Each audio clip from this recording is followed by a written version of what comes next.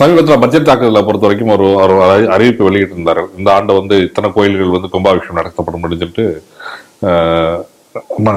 நிதியமைச்சர், தமிழக நிதியமைச்சர் பட்ஜெட் அறிவிப்பில் சொல்லியிருந்தார். நாங்கள் இவ்வளவு கோயில்கள் அறநிலைத்துறை இதெல்லாம் சொல்லப்படும் போது சொல்லியிருந்தார்.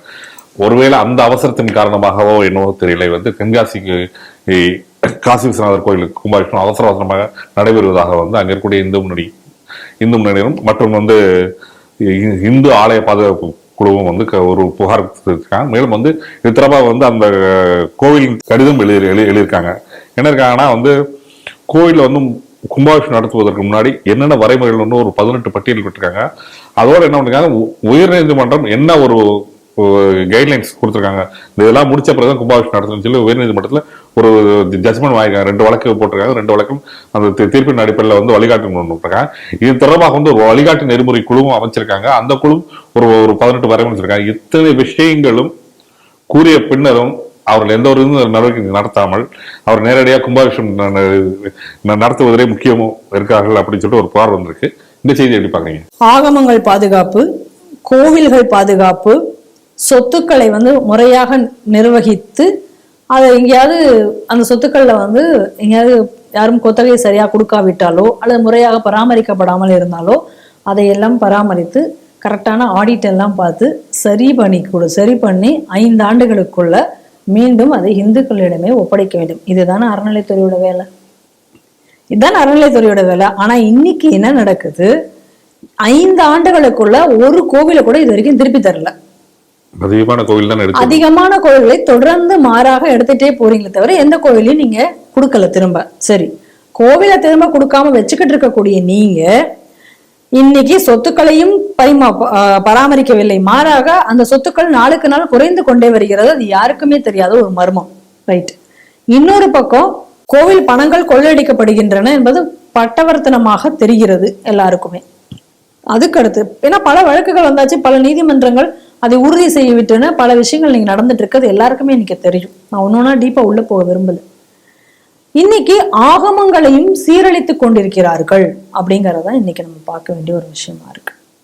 நீங்க ஏற்கனவே சொன்ன மாதிரி கான்ட்ராக்ட் மிஸ் ஆயிடுமோ அப்படிங்கறதுக்காக இன்னைக்கு வேகமாக இன்னைக்கு கோவில்கள் அதாவது கோவில் கும்பாபிஷேகம் அப்படின்னு சொல்லிட்டு இத்தனை கோவில்கள் கும்பாபிஷேகம் செய்துட்டோம்னு ஒரு தடவையும் ஒரு ஸ்டேட்மெண்ட் கொடுக்கறது, அதை வச்சு கும்பாபிஷேகம் முடிச்சிட்டோம் அப்படின்னு சொல்லி அதை வச்சு எல்லா இடத்துலயும் அந்த ஸ்டிக்கர் ஓட்டுற வேலையை பாக்குறது. உண்மையிலே ஒரு கும்பாபிஷேகம் பண்ணணும் அப்படின்னு சொன்னா அந்த கும்பாபிஷேகத்துக்கு அந்த அந்த கோவிலுடைய தர்மகத்தா அவருடைய அந்த ஜாதகங்கள் அதையெல்லாம் பார்த்து விட்டு ஸ்தபதிகளை எல்லாம் வைத்துக்கொண்டு ஊர் மக்கள் சம்பிரதாயங்கள் எல்லாத்தையும் அனுசரித்து அந்த கோவிலுக்குன்னு இருக்கக்கூடிய ஆகமத்தை அனுசரித்து இதெல்லாம் பார்த்துதான் கோவில் கும்பாபிஷேகம் தேதியே குறிப்பிடணும். ஆனா இன்னைக்கு அதெல்லாம் கிடையாது. இந்த தேதியில ஒரு கும்பாபிஷேகம் பண்ணணும் பண்ணிடு.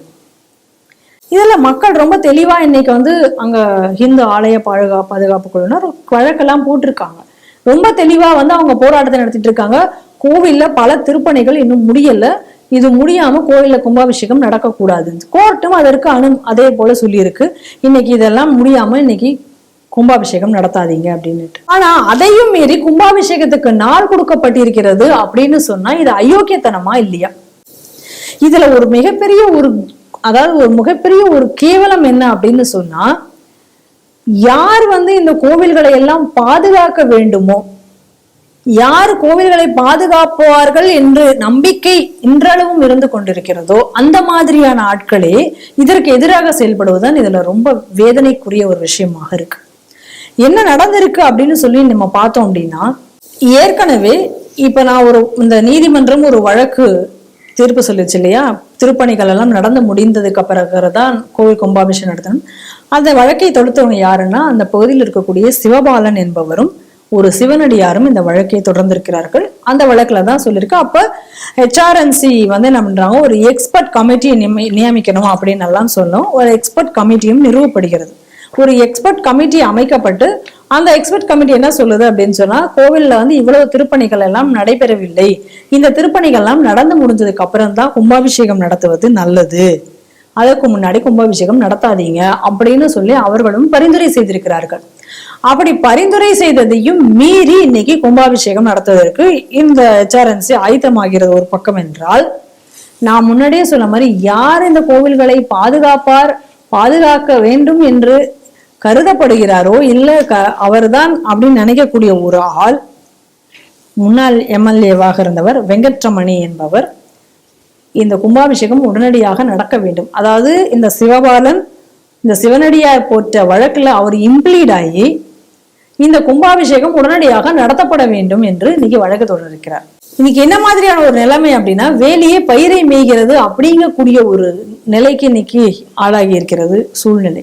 இந்த கோவில் வந்து எந்த காலத்தில் எப்படிப்பட்ட ஒரு தருணத்தில் கட்டப்பட்ட கோவில் அப்படின்னு நம்ம அதை பார்க்கணும். இந்த கோவில்ல அன்றைக்கு இருந்த ஒரு பாண்டிய மன்னன், அப்ப காசி விஸ்வநாதர் கோவில், அதாவது வாரணாசியில் இருக்கக்கூடிய காசி விஸ்வநாதர் கோவிலை முகலாய படையெடுப்புகள்னால அந்த கோவில்ல பூஜை நடைபெறாமல் இருக்கக்கூடிய ஒரு நேரம்.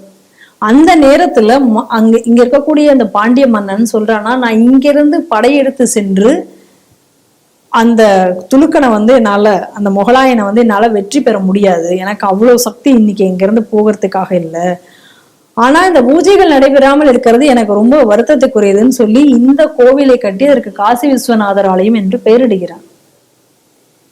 அப்படிப்பட்ட ஒரு ஆலயம் அது. இதுக்கு இவ்வளவு பெரிய ஒரு வரலாற்று பின்னணி இந்த ஆலயத்துக்கு இருக்கிறது. இதை தவிர இன்னொரு பாண்டிய மன்னன் சொல்றான், இந்த கோவிலில் இருக்கக்கூடிய ஏதாவது ஒரு கல் கொஞ்சம் சரியில்லை அப்படி இருந்து அந்த கல்லை சரிப்படுத்தக்கூடியவர்களில் கால்களில் நான் விழுந்து பணிவேன் அப்படின்னு சொல்லியிருக்கான். அப்படின்னா எந்த அளவிற்கு இந்த கோவில் மேல அவர்கள் மரியாதையும் நம்பிக்கையும் வைத்திருந்திருக்கிறார்கள் அப்படின்னா, அந்த பாண்டிய மன்னர்களை கேவலப்படுத்தக்கூடிய ஒரு வேலையை இன்னைக்கு செய்கிறோமா இல்லையா? அந்த வேலையை இன்னைக்கு அங்க செய்கிறதா இந்த HRNC இல்லையா? அப்ப அதற்கு உடந்தையாக இவர் செல்கிறார், இந்த வெங்கட்ரமணி அவர்கள் செல்கிறார் அப்படின்னா இது மாதிரியான ஒரு அவலம் எங்கேயாவது நடக்கும்? கோவில்ல திருப்பணிகள் வந்து முழுமையடையாமலோ அல்லது ஆகமங்களுக்கு எதிராகவோ ஒரு குடமுழுக்கு என்பது செய்யப்பட்டால் அதை யார் செய்து வைத்தார்களோ அந்த குடும்பங்கள் வந்து இன்றும் வந்து கஷ்ட திசையில் இருக்கிறத நம்மளால பார்க்க முடிகிறது. இல்ல அது ஊருக்கே கூட அது கேடாக முடிகிறது, பல தருணங்கள்ல நம்மளால பார்க்க முடிகிறது. ஆனா இந்த விஷயங்கள் அனைத்தும் தெரிந்த ஒரு நபரே கோடாரி காம்பாக செயல்படுகிறார் அப்படிங்கிறது மிகப்பெரிய ஒரு வேதனை அளிக்கக்கூடிய விஷயமாக இருக்கிறது.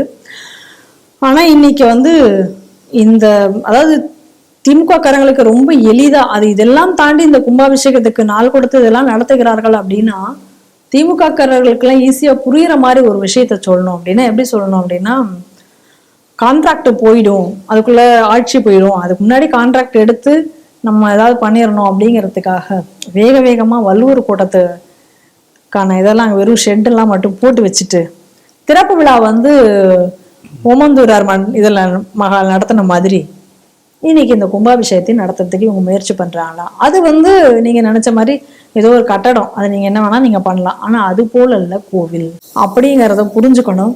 ஆனா இது எல்லாத்தையும் மீறி வந்து இன்னைக்கு நடத்த போறதாக அப்படின்னா இது வந்து ஒரு கோர்ட்டுக்கே வந்து ஒரு கண்டெம்ட் இல்லையா? நீதிமன்றம் என்ன சொன்னதோ அந்த நீதிமன்றத்தை அவமதித்தது. ஆனா நீதிமன்றத்தை அவமதிப்பதுங்கிறது HRNC-னுடைய ஒரு தொடர் வழக்கம். அதை இந்த வழக்கிலையும் அவர்கள் தொடர்ந்து செய்திருக்கிறார்கள் என்பதை நம்ம பார்க்கணும். ஏற்கனவே இந்த கோவிலுடைய பராமரிப்பு பணி அப்படிங்கிற பேர்ல பல புராதன இதெல்லாம் சேதப்படுத்தியிருக்கிறார்கள். தூண்கள், சிலைகள் போன்றவற்றை சேதமும் படுத்தியிருக்கிறார்கள். அப்ப இது போன்ற விஷயங்களுக்கு இந்த வெங்கட்ரமணி அவர்கள் இதையெல்லாம் தட்டி கேட்பாரா? அப்ப இதுக்கெல்லாம் யார் அவர்கள் பதில் சொல்லுவார் அப்படிங்கிற கேள்வி எழுகிறது. ஆனா இந்த பாதுகாப்பு அமைப்பினர், ஆலய பாதுகாப்பு அமைப்பினர் வந்து இந்து ஆலய பாதுகாப்பு அமைப்பினர் இதற்காக தொடர்ந்து போராட்டம் நடத்தி கொண்டிருக்கிறார்கள். இந்த கும்பாபிஷேகம் என்பது இந்த பணிகள் அனைத்தும் நிறைவடைந்த பிறகுதான் செய்ய வேண்டும். இந்த பணி அதுக்கு முன்னாடி இந்த கும்பாபிஷேகம் நடத்திவிடக்கூடாது என்பதில் அவர்களும் உறுதியாக இருக்கிறார்கள். ஆகவே இந்து மக்கள் இதை தெளிவாக இதை புரிந்து கொள்ள வேண்டும். இந்த கோவில் கும்பாபிஷேகம் என்பது இந்த பணிகள் நிறைவடைந்ததுக்கு பிறகுதான் கும்பாபிஷேகம் செய்ய வேண்டும். அதற்கு ஹிந்து ஆலய பாதுகாப்பு குழுவினருக்கு அந்த பகுதியில் இருக்கக்கூடிய ஹிந்துக்கள் அவங்களோட கைகோர்த்து அவர்களோட இணைந்து இதற்கு எதிர்ப்பு தெரிவிக்க வேண்டும். எதிர்ப்பு தெரிவித்து இந்த கும்பாபிஷேகம் என்பது சரியான தருணத்தில் சரியான முறையில் நிறைவடைந்து அந்த ஊர் மக்கள் நன்றாக இருக்க வேண்டும். இல்லை என்றால் இது வந்து இந்த கோவில் சொத்து குலநாசம் அப்படின்னு எல்லாம் சொல்றோம் இல்லையா? அந்த மாதிரியான ஒரு நிலைக்கு வந்து நம்ம ஆளாகிடக்கூடாது. அதனால இந்த விஷயத்துல வந்து இந்துக்கள் விழிப்புணர்வோடு செயல்பட வேண்டும், அவர்களுக்கு துணை நிற்க வேண்டும் என்று கேட்டுக்கொள்கிறேன்.